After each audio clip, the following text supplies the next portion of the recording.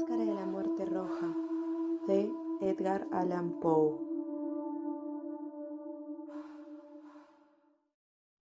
La muerte roja había devastado el país durante largo tiempo. Jamás una peste había sido tan fatal y tan espantosa. La sangre en encarnación, y su sello, el rojo y el horror de la sangre. Comenzaba con agudos dolores, un vértigo repentino y luego los poros sangraban y sobrevenía la muerte. Las manchas escarlata en el cuerpo y la cara de la víctima en el bando de la peste, que la aislaba de toda ayuda y de toda simpatía, y la invasión, progreso y fin de la enfermedad se cumplían en media hora. Pero el príncipe próspero era feliz, intrépido y sagaz. Cuando sus dominios quedaron semidespoblados, llamó a su lado a 1000 caballeros y damas de su corte, y se retiró con ellos al seguro encierro de sus abadías fortificadas. Era esta de amplia y magnífica construcción, y había sido creada por el excéntrico, aunque majestuoso gusto del príncipe. Una sólida y altísima muralla la circundaba. Las puertas de la muralla eran de hierro. Una vez adentro, los cortesanos trajeron fraguas y pesados martillos y soltaron los cerrojos. Habían resuelto no dejar ninguna vía de ingreso o de salida a los súbitos impulsos de la desesperación o del frenesí. La abadía estaba ampliamente aprovisionada. Por precauciones semejantes, los cortesanos podían desafiar el contagio, que el mundo exterior se las arreglara por su cuenta. Entretanto, era una locura afligirse. El príncipe había reunido todo lo necesario para los placeres. Había bufones, improvisadores, bailarines y músicos. Había hermosura y vino. Todo eso y la seguridad estaba del lado de adentro. Afuera estaba la muerte roja.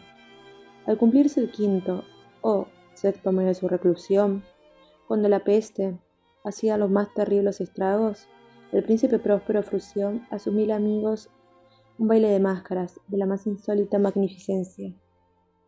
Aquella mascarada era un cuadro voluptuoso, pero permita antes que le describa los salones donde se celebraba. Eran 7, una serie imperial de estancias. En la mayoría de los palacios, sucesión de salones forma una larga galería en línea recta, pues las dobles puertas se abren hasta usarse las paredes, permitiendo que la vista alcance la totalidad de la galería. Pero aquí se trataba de algo muy distinto, como cabía esperar del amor del príncipe por lo extraño. Las estancias se hallaban dispuestas con tal irregularidad que la visión no podía abarcar más de una a la vez. Cada 20 o 30 metros había un brusco recodo, y en cada uno nacía un nuevo efecto.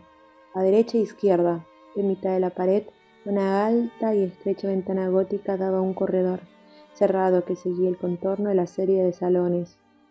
Las ventanas tenían vitrales, cuya coloración variaba con el tono dominante de la decoración del aposento. Sí, por ejemplo, la cámara de la extremidad oriental tenía tapicerías azules, vívidamente azules, eran sus ventanas. La segunda estancia ostentaba tapicerías y ornamentos purpúreos, ya que los vitrales eran púrpura. La tercera era enteramente verde y lo mismo los vitrales. La cuarta había sido decorada e iluminada con tonos naranja, la quinta con blanco y la sexta con violeta. El séptimo aposento aparecía completamente cubierto de colgaduras de terciopelo negro y abarcaban el techo y las paredes, cayendo en pliegues sobre una alfombra del mismo material y tonalidad. Pero en esta cámara el color de la ventana no correspondía a la decoración. Los cristales eran escarlata, tenían un color sangre. A pesar de la profusión de ornamentos de oro que aparecían aquí y allá o colgaban de los techos, en aquellas 7 estancias no había lámparas ni candelabros. Las cámaras no estaban iluminadas con bujías o arañas, pero en los corredores paralelos a la galería y opuestos a cada ventana se alzaban pesados trípodes que sostenían un ígneo brasero cuyos rayos se proyectaban a través de los cristales, teñidos y iluminaban brillantemente cada estancia. Producían en esa forma multitud de resplendores tan vivos como fantásticos. Pero en la cámara del poniente, la cámara negra, el fuego que a través de los cristales de color de sangre se derramaba sobre las sombrías colgaduras, producía un efecto tan terrible, siniestro, y daba una coloración tan extraña a los rostros de quienes penetraban en ella, que pocos eran lo bastante audaces para poner allí los pies. En ese aposento, contra la pared del poniente, se apoyaba un gigantesco reloj de ébano. Su péndulo se balanceaba con un resonar sordo, pesado, monótono, y cuando el minutero había completado su circuito, la hora iba a sonar. De las extrañas de bronce del mecanismo nacía un tañido claro y resonante, lleno de música, mas su tono y su énfasis eran tales que a cada hora los músicos de la orquesta se veían obligados a interrumpir momentáneamente su ejecución para escuchar el sonido, y las parejas danzantes cesaban por fuerza sus evoluciones. Durante un momento, en aquella alegre sociedad reinaba el desconcierto, y mientras aún resonaban los tañidos del reloj, era posible observar que los más atolondrados palidecían, y los de más edad y reflexión se pasaban la mano por la frente, como si se entregaran a una confusión de meditación o a un ensueño.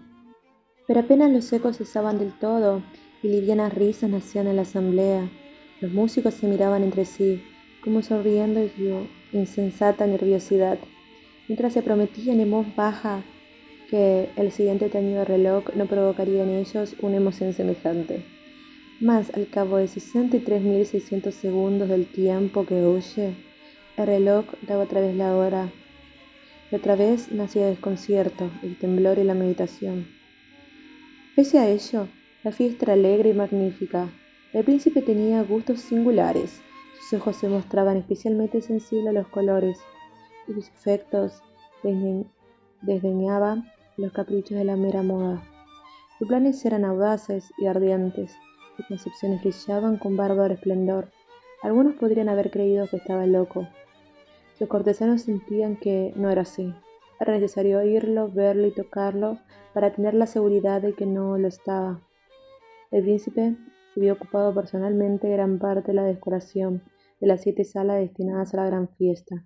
Su gusto había sido guiado la elección de los disfraces. Grotescos eran estos, a no dudarlo. Reinaba en ellos el brillo, el esplendor, lo picante y lo fantasmagórico. Veíanse figuras de arabesco, con siluetas y atuendos incongruentes. Veíanse fantasías delirantes, como las que aman los locos. En verdad, en aquellas 7 cámaras se movía, de un lado a otro, una multitud de sueños.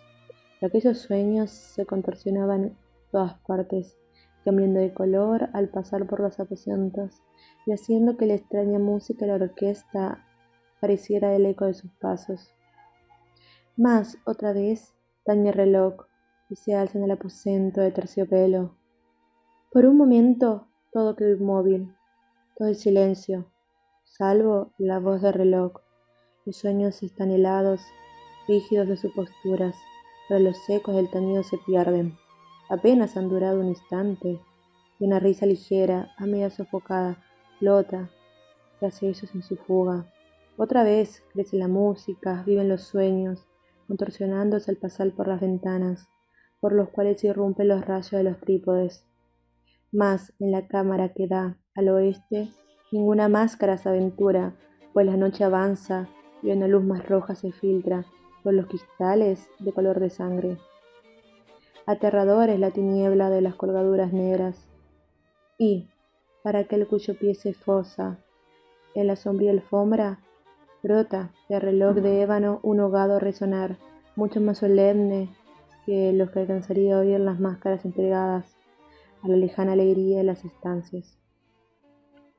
Congregábase densa multitud en estas últimas, donde afiebradamente latía el corazón de la vida. Continuaba la fiesta y su torbellino, hasta el momento en que comenzaron a oírse los tañidos del reloj, anunciando la medianoche. Cayó entonces la música, como ya he dicho, y las evoluciones de los que bailaban se interrumpieron, y como antes se produjo en todo, una sensación angustiosa. Mas esta vez el reloj debía tañer 12 campanadas. Quizá por eso ocurrió que los pensamientos invadieron en mayor número las meditaciones de aquellos que reflexionaban entre la multitud entregada a la fiesta. Y quizás también por eso ocurrió que antes de que los últimos ecos del carrillón hubieran hundido en el silencio, muchos de los concurrentes tuvieron tiempo para advertir la presencia de una figura enmascarada que hasta entonces no había llamado la atención de nadie.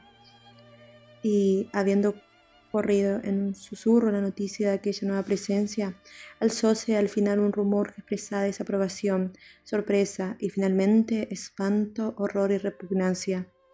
En una asamblea de fantasmas, como lo que acabo de escribir, es de imaginar que en una aparición ordinaria no hubiera provocado semejante conmoción. El desenfreno de aquella mascarada no tenía límites, pero la figura en cuestión lo ultrapasaba, e iba incluso más allá de lo que el liberal criterio del príncipe toleraba. En el corazón de los más temerarios hay cuerdas que no pueden tocarse sin emoción, aunque el más relajado de los seres, para quien la vida y la muerte son igualmente un juego, sabe que hay cosas con las cuales no se puede jugar. Los concurrentes parecían sentir en lo más hondo que el traje y la apariencia del desconocido no revelaban ni ingenio ni decoro. Su figura, alta y flaca, está envuelta de la cabeza a los pies de una mortaja.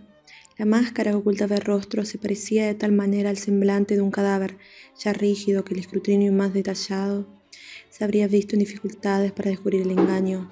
Cierto, aquella frenética concurrencia podía tolerar si no aprobar semejante disfraz, pero el enmascarado se había atrevido a asumir las apariencias de la muerte roja. Su mortaja estaba salpicada de sangre, y su amplia frente, así como el rostro, aparecían manchados por el horror de escarlata. Cuando los ojos del príncipe Próspero cayeron sobre la espectral imagen, que ahora, un movimiento lento y solemne, como para dar relieve a su papel, se paseaban entre los bailarines, convulsionóse en el primer momento con un estremecimiento de terror o de disgusto, pero inmediatamente su frente se enrojeció de rabia. ¿Quién se atreve?, preguntó con voz ronca a los cortesanos que lo rodeaban. ¿Quién se atreve a insultarnos con esta burla blasfematoria? ¡Apodérense de él y desenmascárenlo, para que sepamos quién vamos a ahorcar al alba en las almenas! Al pronunciar estas palabras, el príncipe Próspero se hallaba en el aposento del este, el aposento azul. Sus acentos resonaron alta y claramente en las 7 estancias, pues el príncipe era hombre temerario y robusto, y la música acababa de cesar a una señal de su mano. Con un grupo de pálidos cortesanos, a su lado se hallaba el príncipe en el aposento azul. Apenas hubo hablado, los presentes hicieron un movimiento que en dirección al intruso, quien en ese instante se hallaba a su alcance, y acercaba al príncipe con paso sereno y cuidadoso. Mas la indecible presión que la insana apariencia de enmascarado había producido en los cortesanos impidió que nadie alzara la mano para detenerlo. Y así, sin impedimentos, pasó a 1 metro del príncipe, y mientras la vasta concurrencia retrocedía en un solo impulso hasta pegarse a las paredes, siguió andando ininterrumpidamente, pero con el mismo y solemne paso que desde el príncipe lo había distinguido. Y de la cámara azul pasó a la púrpura, de la púrpura a la verde, de la verde a la naranja, de esta a la blanca y de allí a la violeta, antes de que nadie se hubiera decidido a detenerlo. Mas entonces el príncipe Próspero, enloquecido por la ira y la vergüenza de su momentánea cobardía, se lanzó a carrera a través de los 6 aposentos, sin que nadie lo siguiera por el mortal terror que a todos paralizaba. Puñal en mano, acercóse impetuosamente hasta llegar a 3 o 4 pasos de la figura, que seguía alejándose.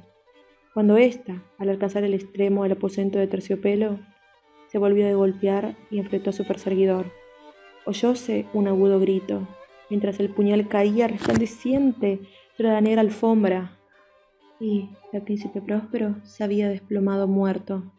Poseídos por el terrible coraje de la desesperación, numerosas máscaras se lanzaron al aposento negro, pero al apoderarse del desconocido, cuya alta figura permanecía erecta y inmóvil a la sombra del reloj de ébano, retrocedieron, con inexpresable horror al descubrir que el sudario y la máscara cadavérica, que con tanta rudeza había aferrado, no contenía ninguna figura, y entonces reconocieron la presencia de la muerte roja. Había venido como un ladrón en la noche. y uno por uno cayeron los convidados en las salas de orgía, manchados de sangre, y cada uno murió en la desesperada actitud de su caída, y la vida del reloj de ébano se apagó, con la del último de aquellos alegres seres, y la llama de los trípodes expiraron, y las tinieblas, y la corrupción, y la muerte roja lo dominaron todo.